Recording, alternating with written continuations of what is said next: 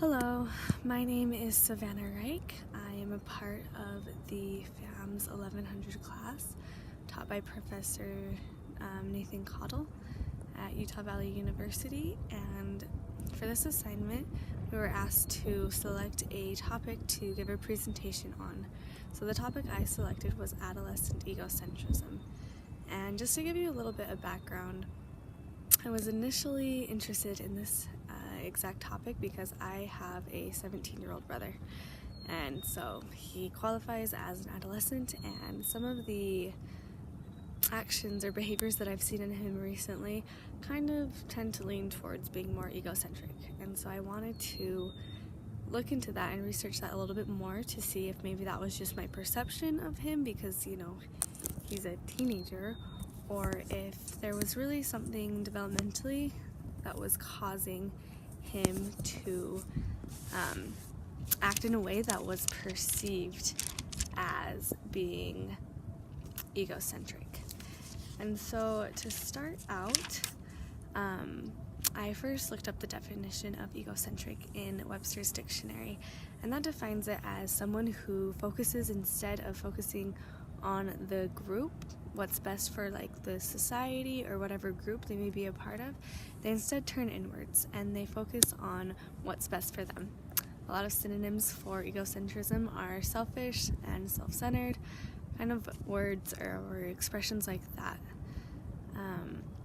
And when we look at how society treats teenagers and portrays teenagers in media, in movies, in Hollywood, and all of those kinds of places that people look to kind of see how they should act and what's going on, they take that for reality. They portray teenagers as being mean and selfish, and they hate everybody, including their parents and their family, and they like to eat, sleep, and do whatever they want and nothing else. And that, I don't know, that sometimes may be true. There may be some teenagers like that. But in my experience, most teenagers are just trying to do the best they can. They do fight with their parents. There are lots of points of conflict in parent-child relationships, but generally they want to be loved, they want to be supported, and they are just trying to figure out who they are and where their place is in the world and in society. Adolescent egocentrism is defined as teenagers or adolescents looking around and seeing other people's behaviors and interpreting that behavior as a judgment on themselves.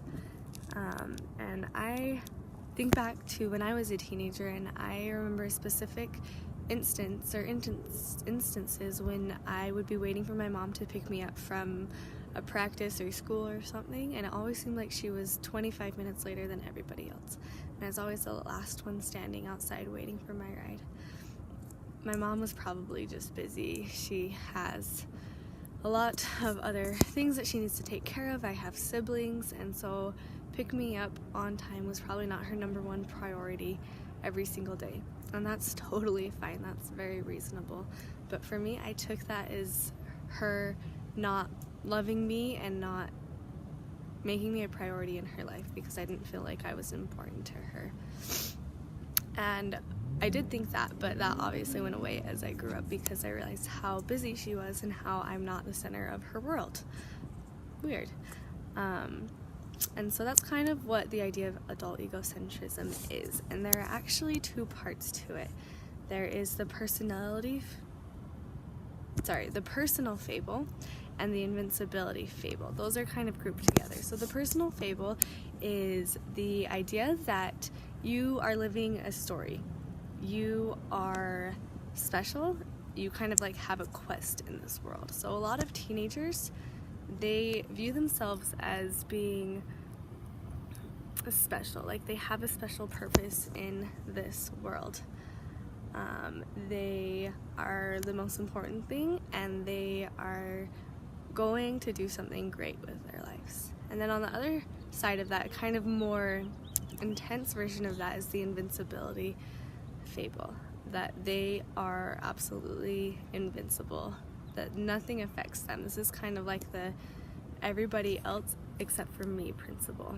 And I've seen that in my brother, as he's in high school right now, and he is just loving all of the activities that he can do. He can run cross country and track, he can be a part of the band, he can do chorus and other sorts of things, and he is starting to focus less on his grades and more on the activities that he can do.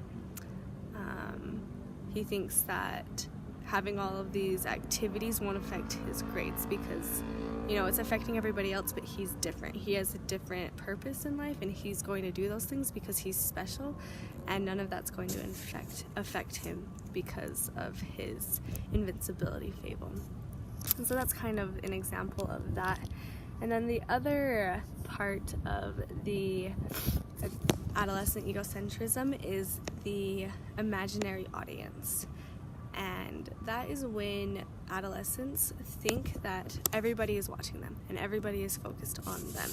And so when they leave their house in the morning, their hair has to be perfect, their clothes have to be perfect, they have to be wearing their right makeup, their accessories like their backpack and car and keys and phone case and shoes, and everything has to be just perfect because everybody's watching them and everybody is judging them and they are just the center of attention. And my example with that for my brother is his hair. He has hair about down to here. It's pretty long and it's super fun, and my mom's let him keep it just because it's something fun for him, but I definitely can see that as being his imaginary audience. He wants people to notice him because he loves the attention he gets from having hair, from having that long hair. And so he is kind of putting on a show for his imaginary audience. And so these two parts, the imaginary audience, personal fable, and invincibility fable, those three parts are all part of adolescent egocentrism. And for the most part, adolescents grow out of these thought processes as they continue to develop and they grow older and take on more responsibility and kind of figure out who they are. And that's mainly the reason that we have these fables and imaginary audience, is because these adolescents are trying to figure out exactly who they are and what they're doing in this world. And so if you have a teenager who seems very self-absorbed and very not caring about what other people are doing, but rather what everybody else is thinking of them, then that's okay. They are just developmentally still trying to figure it all out, and they will one day. Just make sure that you are able to give them a healthy dose of validation and love and teach them what they need to know to be successful in this life. But thank you so much for watching this presentation.